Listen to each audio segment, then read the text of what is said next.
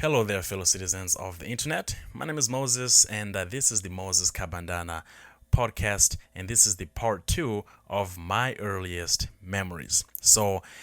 This second part, there is a lot of jumbled up memories that are not necessarily in a linear fashion, right? So I remember something, and then I'm like, wait, did this happen before or did it happen after? So at the end of part one, I had just gotten done. I had just talked about the lesson that I had learned from my father, which was to never pick a gum from the floor, and eating a lot of was it catfish, fish cat, and yeah, so that was the last time. That was the part one. That's where we ended. I'm not gonna do a recap because it might end up, the episode might end up being too long, and I'm trying to keep it at about no more than 20 minutes for this particular series. So, here's where it continues.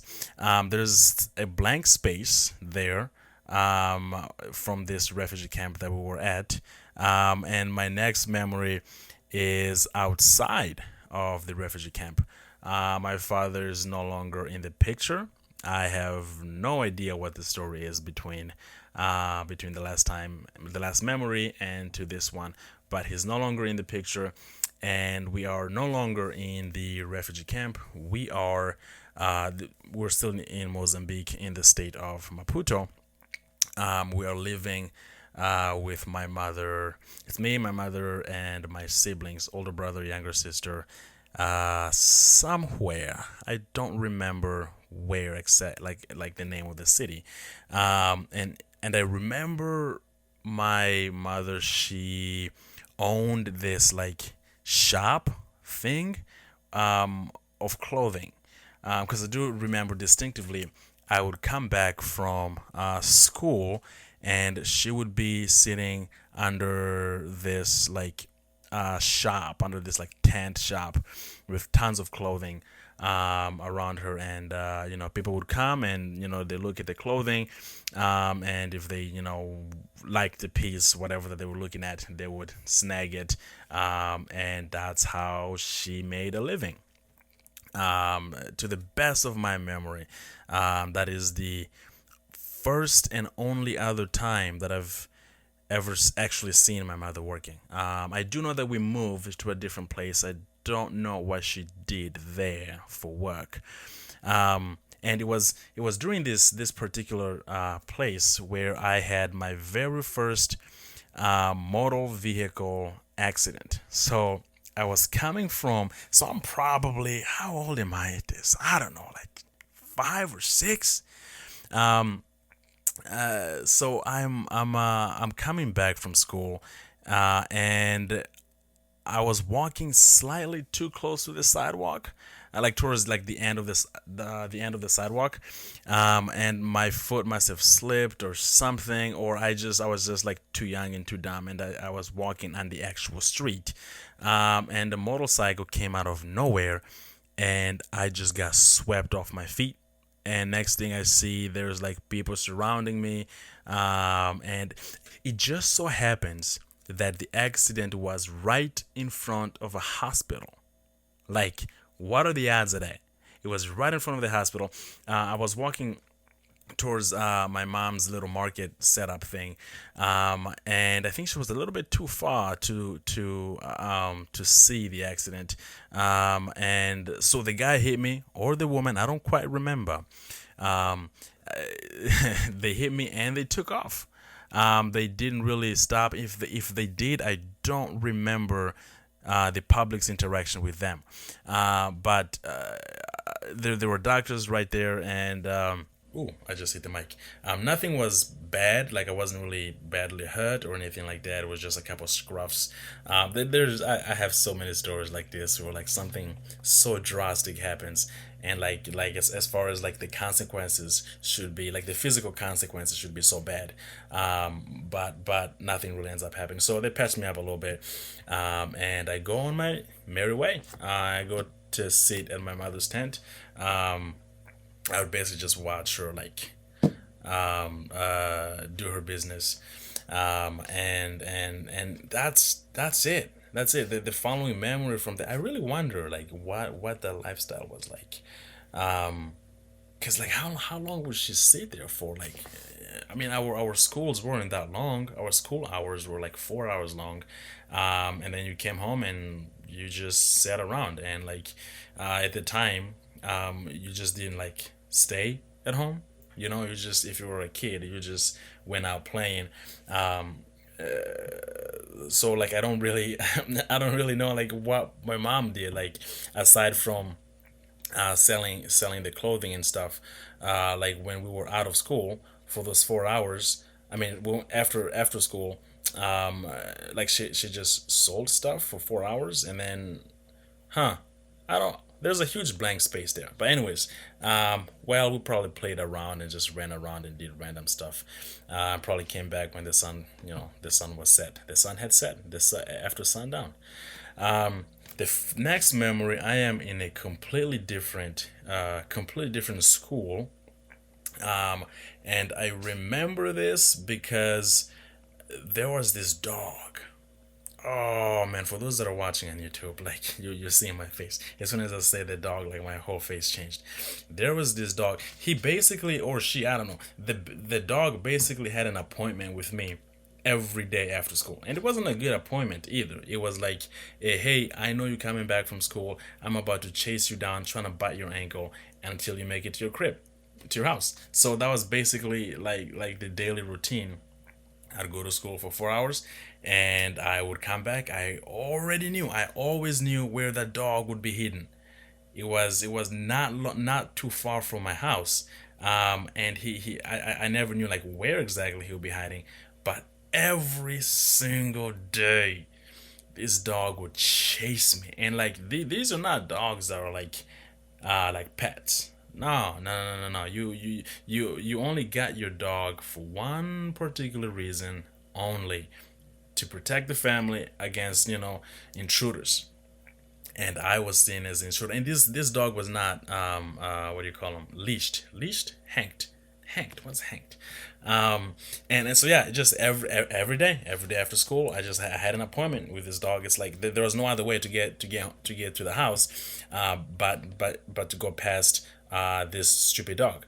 So and he almost called me a few times, man. It was just it's bad memories, and maybe maybe that's why I don't quite get along with like bigger dogs. I don't really have the fear of bigger dogs anymore, but yeah. So there was this particular house I remember specifically because one time I was also coming. There's a lot that happened in this place. One time I was coming back from playing hide and seek with my friends, and I found this plastic bag just lollygagging around about in the streets. He had some stuff buried in it, like it had some stuff in it. I just didn't care much to look into what it was. I just started kicking it because I love playing soccer. So I just kicked it all the way home. And my mom kind of got mad, like, why you bringing this into the house, whatever. So, anyways, I never really knew anything that happened, after that. But so she took it, and it wasn't years later when I learned from my older brother that this bag had money in it. So I had been kicking around money for who knows how long. And I guess the concept of money for me was still, quite foreign. So it's not like if I knew what it was, if it would make any difference at all. So, there's another thing that happened in this particular house. This is kind of bad. So for those that don't really like creepy stuff, you might wanna like pause or something. But I was playing hide and seek. Like I said, I was playing hide and seek one time, and I remember jumping into a hole to hide. And right behind me, someone else jumped in too. And I turn around. It's an adult, for sure, a male adult, and he snatched me up, puts me over his shoulders, and he starts booking it.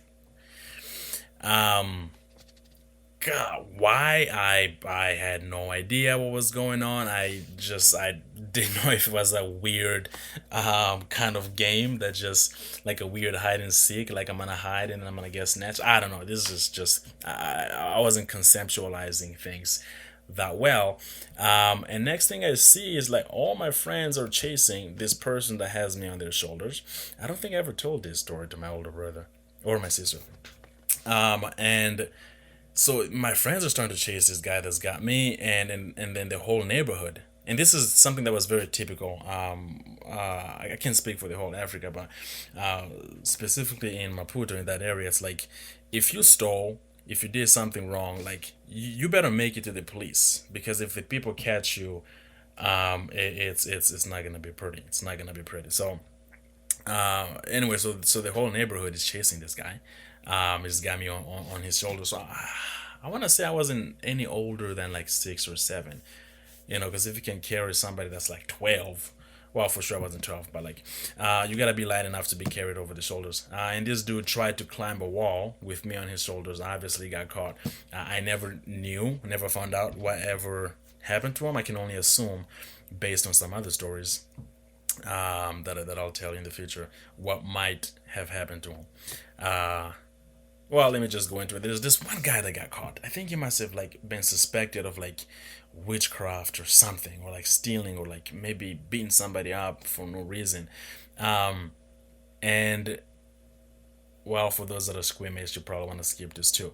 Um, I just remember like coming out of the stepping out of the house. Now here is where I need to clarify some things, that a lot of the stories that I've been told, and a lot of the stories that I have experienced for myself, they kind of mingle. At some point, I kind of like have to pause and be like, wait, is this a memory of my own, or are these stories that have been told to me, at such a young age, that have become part of me. So take this with a grain of sand. Is it a grain of sand? A grain of salt? A grain of paprika? I don't know. You know what I mean. Take this with a grain of rice. Ah, um, but I stepped out of the house, and there was like a bonfire going on, and apparently this guy had been they took some tires, put around him, and they just set the tires on fire. So I'm walking out, and there's this dude being burnt, and I was just it's weird because like you don't really think too much of it or too little of it. It's just happening. Um, it must have been like a suspicion of like witchcraft or something, because otherwise the crime would not be justified if it wasn't something that bad. Um, so that's a memory that also happened in this particular house. There's a lot that happened in this house. I feel like it was at this house where we had a ghost or some sort of like a haunted house situation, because me and my older brother used to share a bed in this particular house, and once in a while I would be asleep, and I remember this particular night. It was a rainy one. It was a rainy one, and my mother must have like forgot her keys or something, her house keys. We didn't have a car, and she had locked herself out. So we are inside of the house. She had just left, must have forgot her keys. Comes back, and she's knocking on the door. It's early in the morning, so she must have been leaving for work. It's early in the morning. She's knocking on the door. My brother and I are still asleep. My sister, she's way too little, and I can hear her. I can hear her clearly, although it was raining. And I'm trying to wake up. I'm trying to wake up, and like, I can't move my feet, my hands, my anything. Like I can hear everything. I can hear the rain, the knock on the door. Oh my goodness, my mom, she must have been like really, really, really like mad. But so what? And my brother also like later on in the future, mentioned how he also had the same issues where he would want to wake up, and it would just feel like there was like 1,000 people just like sitting on his chest, and he just can't get up. that was just, I don't know if it's like a haunted thing or what. I don't know, but it was one thing that happened more than once in that particular house. So the school that I used to go to, that this dog would attack me every time that I would come back from. I think this was first grade or second grade. And I do remember my teacher. She was this. I found her to be like really really scary because she had these like boogers on her face. Not boogers. What do you call them? Bubbly bubbly. Pimples. Yeah, yeah, yeah. So she had these like ginormous pimples, and I don't know if it was like a skin condition or something like that. I don't know, but I just remember like just being very very scared of her, and anything that she wanted, I always showed up on time, like never made any noise. I was just always like super. And she had cornrows. Karen, I can't forget that one. She had some really really long cornrows. She was nice, but oh, she would whoop all kinds of ass. If you did something wrong, she would whoop your ass left and right, and that's very normal. You know, that's very normal in Mozambique. Um, Probably a lot of places in Africa, if I can even say so. Uh, but so one time, because I usually walked home from school, but one time after school, I was getting ready to go home, and I typically walked alone. It was very normal to do so, and my brother would go about his own business. uh, I wish he can like create a podcast too, cause so he can tell stories on his end. He's got way crazy stories, crazier stories. But I was getting ready to go home, and a car comes up, and someone steps out, and they ask for me. And for one, I don't even remember the last time I had been in a car. And this person comes out. I don't know him. I've never seen him. And he asks me by name, and I look in the car. My older brother's already there. He's already in the car, which is completely weird because this dude, he would never sit anywhere for longer than like 20 minutes. So to see him in an enclosed space with some random person, I was like, "What is going on? What's going on? This does not really add up." So, anyways, you're little, so I got in. You don't really ask any questions, and we go, and I do remember we spent the night at the driver's house, the guy that picked us up. He was super nice, super nice guy. Um, yeah, super nice guy. I don't remember his name. I do remember somewhat his face. He had young features, but you could tell he's decently old. Not old, but like in his at the very earliest in his late 30s. I mean, late 30s, early 40s. And oh my goodness, here's another story that you probably don't want to hear. But because I was so young, I remember I slept in the same room, the same bed as his daughter. Now his daughter was a little bit older than I, um, and I do remember, um, you know, her and I trying to do the dirty. Like it's like every episode is gotta have some dirty, but I promise, like I still don't know what's going on. I still have no idea, like what's this even? Like I'm not even like physically reacting. If you catch my drift, and I do remember her face too. But her dad opened the door while we're trying to do the dirty, and he just like didn't like he just took it to face value, like didn't really like make out what might or might not have been going on under the blankets. But we were fully clothed and everything, so it doesn't count as anything. But it's like it's still one of my earliest memories. This is like the second time that I'm trying to do the dirty. Like what on earth? So anyways, the next morning, we get into a car and we're driving. Mind you, I'm not asking that many questions. I don't really know what's about to unfold. Um, and we pull up to this one spot, and there's tons of cars. From my memory, right? It could have been not that many cars, but from my perspective, there's a lot of cars. There's a lot of people, and excuse me, and they were all huddled up in this one particular space. Um, the the driver opens the door, lets my brother, my sister, and I out, and he just kind of guides us towards the congregation, where the people were congregated, um, and the closer that we get to this congregation, I see that there's not a lot of talking or laughing, right? It's just a lot of small hums and hymns and whatnot, and we make our way through the crowd, and there's this box. Um, I'm a little bit too. I'm a little bit short, and I can't really make out, what they're looking at.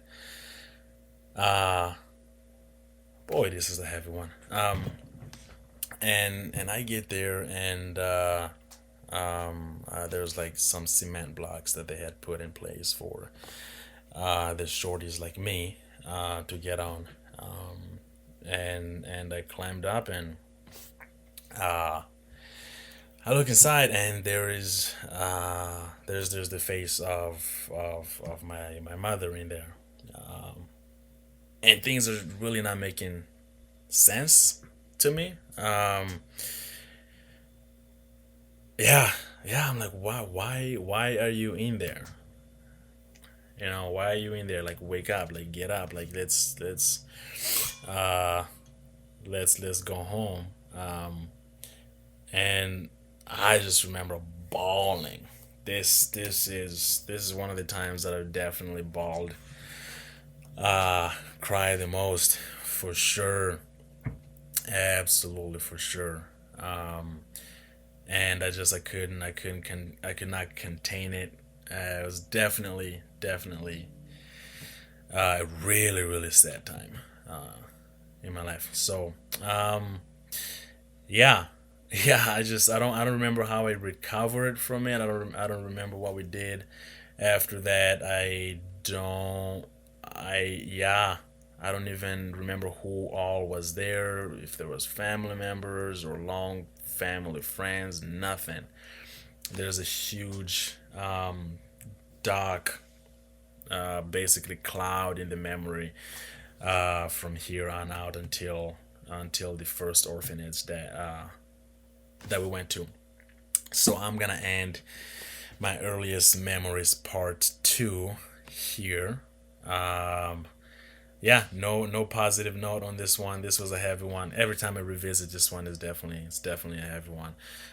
But these are stories that are worth telling, right? These are stories. Everyone has a story, and revisiting your stories, uh, not only does it not only does it validate your story, it makes it even more real, right? Because every time you revisit your stories, you have those memories, those emotions come back, and I don't know. I don't know what the research shows, but I wonder if it does something, if it improves some sort of your neuroplasticity or not. I don't know. I'm just making stuff up at this point, but yeah, yeah. So I will end the episode here, and I will catch you in part three at some point. I think I'm gonna do another episode. I'm gonna try and bring a friend between this episode and part three. But yeah, I will catch you in the next episode. Thank you so much for listening, and until next time, peace.